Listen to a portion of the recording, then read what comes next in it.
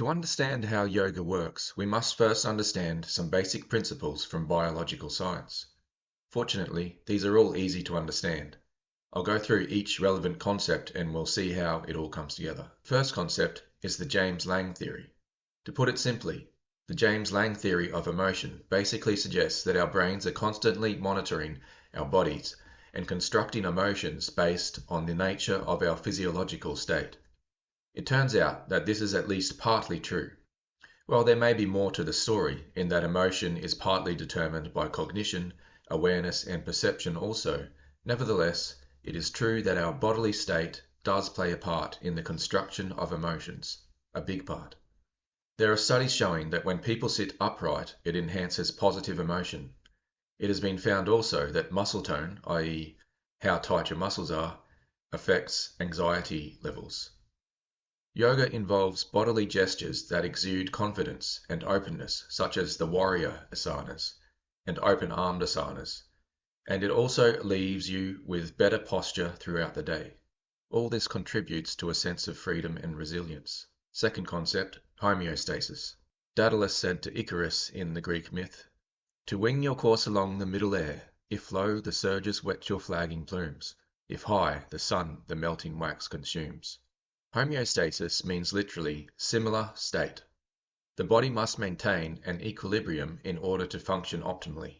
Body temperature, fluid balance, blood sugar levels, and many other factors need to be maintained at near optimal levels so as to avoid dysfunction and toxicity. As the body works to maintain a healthy balance chemically and physiologically, this is called maintaining homeostasis. However, the body cannot simply hold these factors statically at the optimal levels. Instead, it must maintain equilibrium by moving back and forth around a baseline. When individuals are unhealthy, this function may be more chaotic or misaligned. If we want to understand how yoga works, the concept of homeostasis is important in many ways, but most evidently in regard to the nervous system. Put simply, if the nervous system is very turbulent, with energy swinging up very high and down very low, the individual will experience heavy mood swings. Extreme moods not only tend to lead to painful experiences, but also tend to coincide with distorted perceptions and a tendency to seek drama or to see drama where there isn't any. Let's call it adrenalizing. So, all things considered, it's often best to maintain a relaxed physiology, and yoga provides an excellently effective way of doing that. The third factor is breathing. Breathing techniques used in yoga really can affect the nervous system, and can even enhance a person's decision-making capacity. Whenever you inhale, the sympathetic nervous system is activated slightly, creating a slight increase in heart rate. Exhaling does just the opposite, turning on the parasympathetic nervous system and activating your vagus nerve slows the heart rate as you exhale. This is why many breathing techniques practiced in yoga are built around extending exhalations. The breathing technique in which one gradually makes the out-breath longer works by progressively slowing the heart and thus aiding relaxation. Not all breathing techniques used in yoga are for creating calm, however. The next factor is the spine. To quote the great neuroendocrinologist Robert Sapolsky, a striking aspect of the pain system is how readily it can be modulated by other factors. The strength of a pain signal, for example, can depend on what other sensory information is funneled to the spine at the same time. This, it turns out, is why it feels great to have a massage when you have sore muscles. Chronic throbbing can be inhibited by certain types of sharp, brief sensory stimulation. End quote. In yoga, great emphasis is placed on the spine. It is said that the spine is like the trunk of a tree. Without the trunk, the tree has no support, no strength, no conduit for the supply of nutrients, or in the case of the spine, nerve signals. It has been observed that when the spine is compressed, anxiety tends to be high and energy is low. In contrast, when the spine is erected and extended, there is more a sense of radiance and positivity. It makes sense from a physiological standpoint that this would be the case. If the spine is compressed, as it is after hours of office work, for example, then the function of the thoracic organs will be compromised. An erect posture alleviates pressure on the organs and gives them space to function. In addition to the benefits coming from improved posture, yoga stretches and strengthens the muscles and other tissues around the abdominal and thoracic regions. thus allowing the spine, the rib cage, and the shoulders to open up, providing significantly more space for the organs to function without being inhibited by tight muscles. The lungs are then able to breathe more easily, and in turn the heart is able to relax a little more. The abdominal organs are given more space too, and the resulting improvement in function is easily felt by an experienced practitioner as he leaves his office desk and releases through a yoga workout. A well-functioning spine supports the nervous system by supporting the organs that are linked with it. The heart, lungs, and digestive system have a very significant effect on the nervous system and therefore affect our sense of well-being and freedom. But there is an additional advantage regarding posture that affects the physiological state also. Remember the James Lange theory mentioned earlier? The observation that the brain monitors the body to determine the emotional state. Having an erect posture leads to greater confidence, relaxation, and well-being by that effect also. Not only does yoga help the core support muscles that help maintain good posture throughout the day, but also, during the yoga session, there are many postures, aka asanas, that exude superb confidence, openness, and even humor. The warrior poses and salutations are examples of postures that instill such positivity. Keeping the spine strongly supported, relaxed, and erect through yoga training leads to increased mental clarity, relaxation, and positivity. Want to experiment with this? Try doing a full hour-long workout that is focused on extension asanas. These asanas involve activating muscles around the spine that we don't make enough use of in modern life. The muscle activation involved is similar to pushing the spine into an extension as if you are reaching up to bite something. You will find that after doing a long workout full of extension asanas, you may not be able to sleep much that night. You will lie in bed feeling very alert and energetic. This is why the sequencing of a yoga session is usually designed in a balanced way. However, a class focused on extensions could be used in a situation that calls for it. Maybe you want to be particularly alert for your job that day. Then a morning routine focused on extensions may be an effective alternative to a mug of coffee. The next factor is heart rate variability.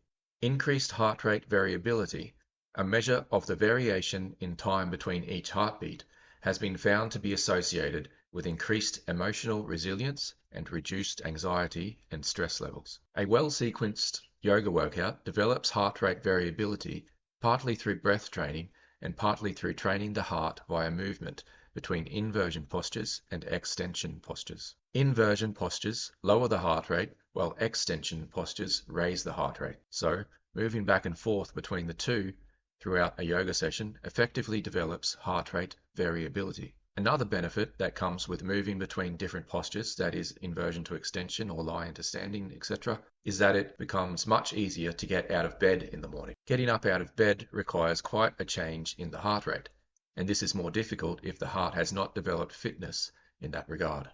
Yoga sessions, in a sense, are great practice for getting out of bed. The next concept is internal locus of control. Locus of control refers to the degree to which one believes that they, as opposed to external forces, have control over their own lives.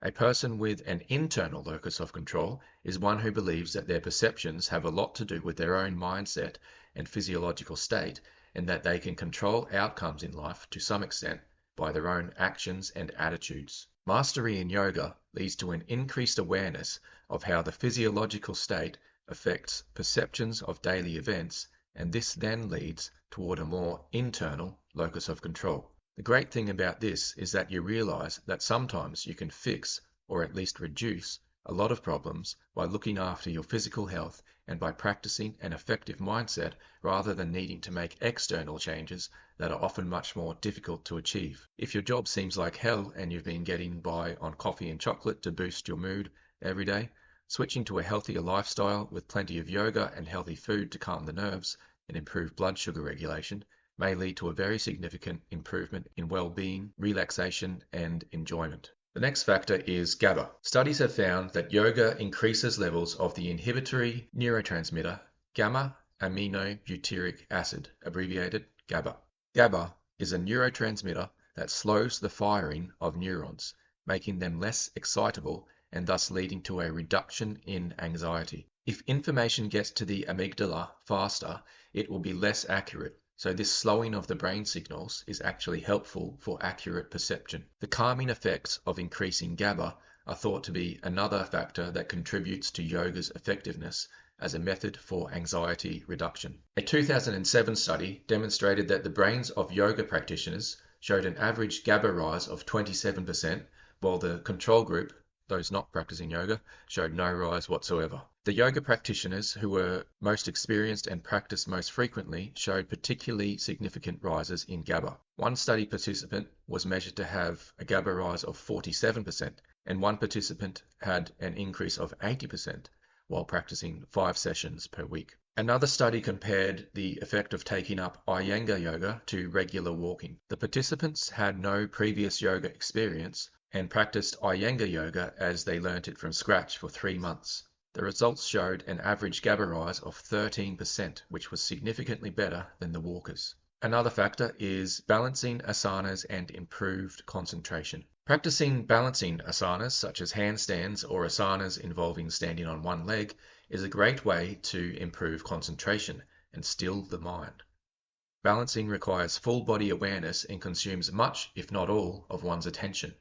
The result is not only that there is a peace of mind during the asana, but also there tends to be an enduring ability to concentrate effectively throughout the day after performing balancing asanas. The next factor is yoga's effect on blood pressure. During times of acute stress, the body has adapted what scientists call the stress response as a way of dealing with situations where it is fight or flight to save your neck. Such situations require rapid mobilization of energy as your muscles are going to be working like crazy. Glucose and the simplest forms of proteins and fats come pouring out of your fat cells, liver and muscles in aid of whichever muscles are saving your neck. Once all that glucose has been mobilized, it needs to be delivered to those muscles as quickly as possible. That means heart rate, breathing rate, and blood pressure need to increase in order to transport the nutrients at optimal speed. The trouble is, we humans have potential for rumination over past events and the potential to anticipate future stresses that may or may not be going to occur. And so, while the stress response is very useful on the savannah as you are dodging to save your neck, in modern life it has become a potentially lethal health hazard in itself. While there is certainly some utility in worrying about potential future stresses, much of the time our daily stress is wasted energy. Rumination rarely solves problems, and worrying about the mortgage too heavily probably isn't aiding you in your financial management ability. Chronic stress is likely to create more problems than it solves in the domains of health, finances, and relationships. Yoga reduces blood pressure partly by reducing stress and partly in more direct ways. See also my coming vlog on how the shoulder stand works. That brings us to the end of this video. Please like and subscribe if you'd like to hear more about men's bodywork and lifestyle. I've got some really good interviews coming up, one with a surgeon about how he deals with the stress in his job, and another with Rafe Kelly about movement and modernity.